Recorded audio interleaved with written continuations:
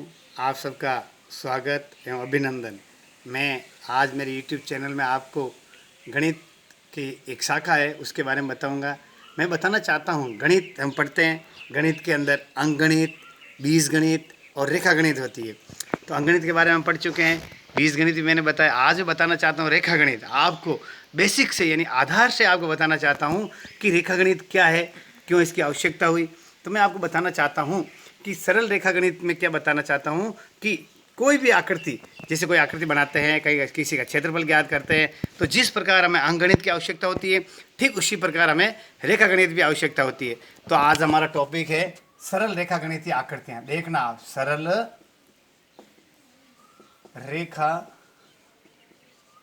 गणितीय आकृतियां। हमारा टॉपिक क्या है? सरल रेखा गणितीय आकृतियां, जियोमेट्री। जियोमेट्री यानी भू, जियो यानी भू, मेट्री यानी आकार, यानी जमीन के आकार से संबंधित, अर्थात रेखा गणित जमीन से संबंधित, भू मेट्री, समझ गए आप? तो मेरा कहने का मतलब यह है आज हम रेखा गणित के बारे में पढ़े। रेखा गणित पढ़ने के लिए मैं सबसे पहले आपको बताना चाहता हूँ, ये एक डॉट बनाया मैंने। तो इस डॉट को क्या कहते हैं? बिंदु। ध्यान रखना, पॉइंट। तो इसको क्या कहते हैं अपन? एक बिंदु। तो सबसे पहले रेखा गणित पढ़ने के लिए हमको किसकी जरूरत पड़ी है? पॉइंट की, यानी बिंदु। बिंदु जैसे पेन या पेंसिल की नोक को दबाने से जो आकृति बनती है उसे बिंदु कहते हैं। जैसे मैं बनाना चाहता हूँ आपको, ये एक मैंने पॉइंट बनाया, अब इसका मैंने एक नाम दे दिया ए, ये बनाया, इसका नाम दे दिया मैंने क, तो इसको क्या कहते हैं? बिंदु। तो बिंदु की परिभाषा होती है पेन या पेंसिल की नोक को दबाने से बनी आकृति बिंदु कहलाती है। आगे समझ में आपके? यानी मेरे कहने का मतलब है बिंदु। पेन या पेंसिल की नोक को दबाने से जो आकृति बनी उसे अपन क्या कहते हैं? बिंदु। इस प्रकार ये बिंदु की आकृति है।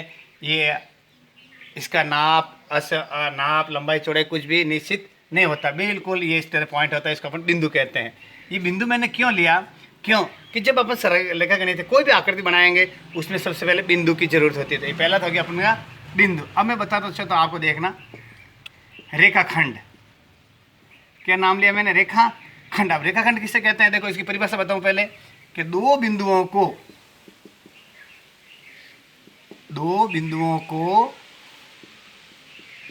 पटरी व पेंसिल की सहायता से मिलाने पर बनी आकृति रेखाखंड कहलाती है। जैसे देखो मेरे पास ये क्या है, इसको पेंसिल मानते हैं, ये पटरी है। अब दो बिंदु लेते हैं, एक बिंदु ये ए, एक बिंदु ये बी। तब ए और बी को क्या करा हमने? ये पटरी और पेंसिल से हमने क्या किया? इसको मिलाया। देखो अब ये ए और बी, तो ए और बी क्या कहलाया अपन का? ये रेखाखंड। अब जिसको हम नाप भी सकते हैं, जैसे यहाँ से 0 से शुरू करते हैं और ये 11 है, तो 11.2 सेंटीमीटर, 11.2 सेंटीमीटर। इस प्रकार रेखाखंड के बारे में बताया। यानी दो बिंदुओं को पटरी और पेंसिल से मिलाने से जो आकृति बनती है उसे रेखाखंड कहते हैं। ऐसे खड़ी भी हो सकती है, ऐसे सीधी भी हो सकती है, तिरछी भी हो सकती है। जैसे ये 7 सेंटीमीटर है, 7.0 सेंटीमीटर। इस प्रकार हमने रेखाखंड बनाया। तो बिंदु आ गया, रेखाखंड आ गया। अब बना दो किरण, एरो। किरण किससे कहते हैं? देखो एक बिंदु से, ध्यान रखना आप, एक बिंदु से अनंत तक चलने वाली रेखा को किरण कहते हैं। एक बिंदु से शुरू होती है और अनंत तक चल, जैसे कैसे? एक बिंदु बनाया हमने, ए बिंदु पी किया, अब इससे आगे से ऐसे ये ऐसे तीर का निशान, ये हो गई किरण। अब जैसे अपने लगे एक्स, ए बिंदु ए पी और आगे किरण हो गया। अब किरण ऐसे भी बन सकती है, ये बिंदु एम, ये किरण ऐसे भी हो सकती है, ये किरण एन एक्स ऐसे भी हो सकती है, और किरण ऐसे भी। ये इस तरह हमने किरण बनाए। एक बिंदु से अनंत तक चलने वाली रेखा को किरण कहते हैं। किरण क्या करती है? इस प्रकार होती है। अब मैं बताना चाहता हूँ आपको रेखा। रेखा क्या है? कि दोनों ओर असीमित लंबाई में बढ़ने वाली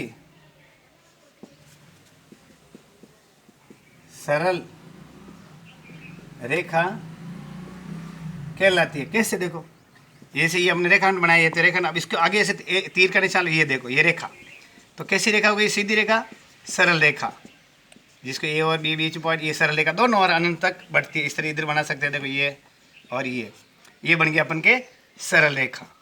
आगे समझ में? तो हमने बताया पहले बिंदु, रेखाखंड, किरण और रेखा। अब बताता हूँ आपको वक्र रेखा। देखो वक्र रेखा क्या होता है? वक्र यानी ऐसे टेढ़ा मेढ़ा, तो वक्र रेखा की परिभाषा होती है, टेढ़ी मेढ़ी रेखा को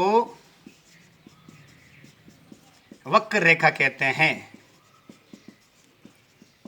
टेढ़ी मेढ़ी रेखा को वक्र रेखा कहते हैं। जैसे देखो कैसे, ऐसे बना दिए टेढ़ी मेढ़ी रेखा, ऐसे बन गई टेढ़ी मेढ़ी, इसको क्या कहेंगे अपन? वक्र रेखा। आगे आपके समझ में? अब मैं आपको बताना चाहता हूं, महत्वपूर्ण ध्यान रखना, कोण। कोण किसे कहते हैं? एक बिंदु से निकलने वाली दो किरणों से बनी आकृति को कोण कहते हैं। देखना परिभाषा देखो आप, एक बिंदु से निकलने वाली दो किरणों से बनी आकृति को कोण कहते हैं। आया समझ? जैसे एक बिंदु बनाओ, पहले एक बिंदु बना दिया, अब इसे दो किरणें निकाल दो, एक इधर और एक किरण इधर। जैसे इसका हम नाम ले रहे एक्स, वाई और जेड, ये बन गया अपन का कोण। जैसे स्केल से बना सकते हो आप, एक बिंदु बनाया, एक इधर किया और एक इधर किया, इस प्रकार। तो एक बिंदु, जैसे हमने लिख दिया बी बिंदु, तो ए बी और सी, यानी एक बिंदु से निकलने वाली दो किरणों से बनी आकृति को हम क्या कहते हैं? कोण कहते हैं। तो मैंने आपको आज 6 आकृति बताई है, बिंदु, रेखाखंड, किरण, रेखा, वक्र रेखा और कोण। इस प्रकार मैं अब आपको बताना चाहता हूं आयत। आयत किसे कहते हैं? एक ऐसी आकृति जिसकी आमने सामने की भुजाएं समान हो और प्रत्येक कोण 90 डिग्री का हो। जिसे देखो,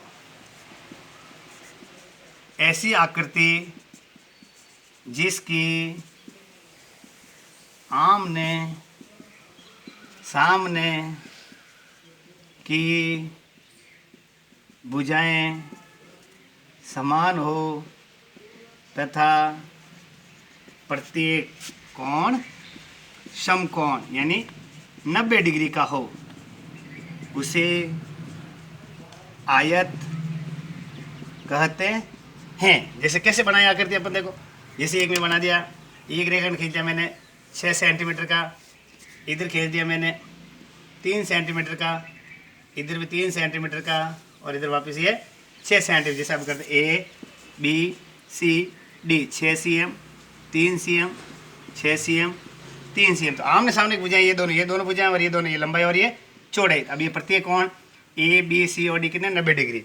इस प्रकार मैंने आपको आयत के बारे में बताया कि ऐसी आकृति जिसकी आमने सामने भुजाएं समान हो तथा प्रत्येक कोण समकोण यानी 90 डिग्री का कोण हो, उसे क्या कहते हैं? आयत कहते हैं। नमस्कार साथियों, अगले वाले यूट्यूब में आपको सहज बसी सरल आकृतियों के बारे में बताएंगे। सभी मेरे चैनल को लाइक शेयर सब्सक्राइब जरूर करें और लॉकडाउन में बच्चों तक पहुँचाएँ ताकि उनकी ऑनलाइन शिक्षा जारी रह सके। नमस्कार।